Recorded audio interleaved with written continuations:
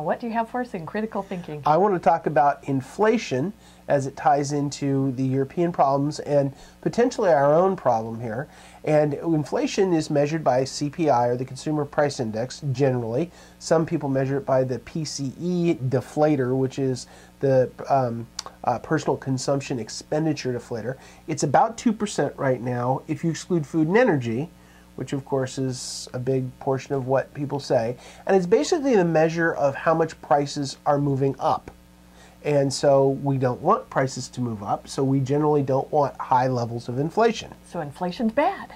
Well, mostly inflation's bad, but we don't want the opposite of inflation, which is deflation. And so we want a little bit of inflation, we just don't want hyperinflation. So what is deflation? Well, deflation would be prices falling.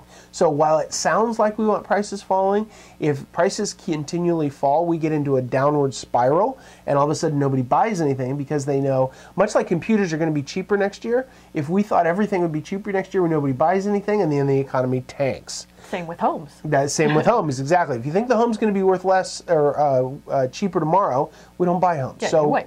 We don't want deflation. We want a little bit of inflation. We don't want hyperinflation, which is, going out of control. So I do a little chart here. So we're going to talk about inflation. And we have prices. The bad parts of inflation are prices rise, and incomes sometimes rise, but they don't rise as fast.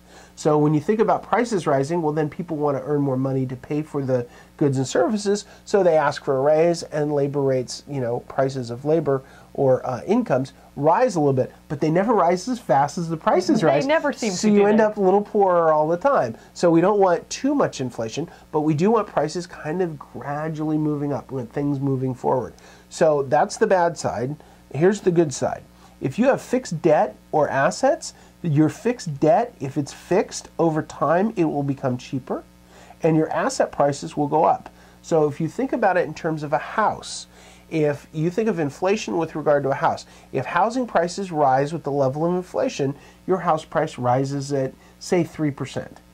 If you think of the amount of your payment being fixed, your payment is fixed. So every year your payment feels a little bit less because prices, relative to other prices, it is less.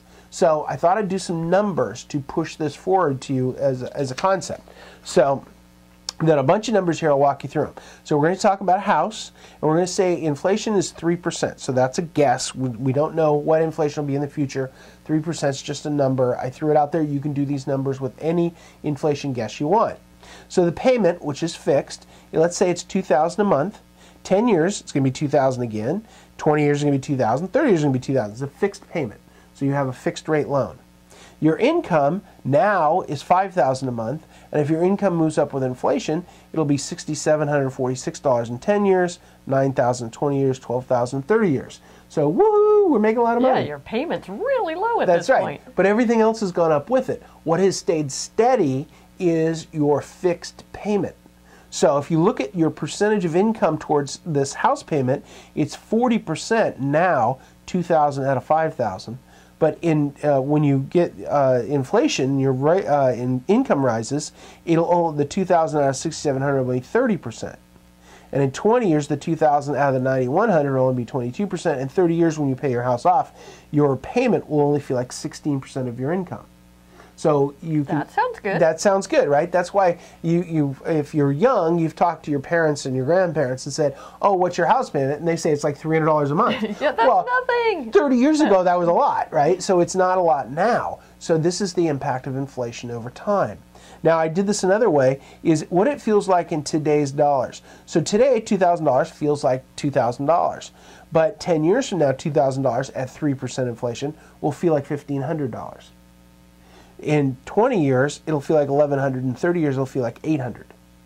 So 30 years from now, when you're paying off your house payment will feel like it's only $800 today if it's gone up at 3%. If it's gone up more than that, it'll feel like less.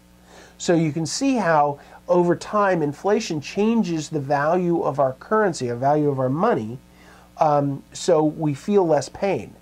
The other thing is, while the pain of your house payment is going down, the value of your house is going up.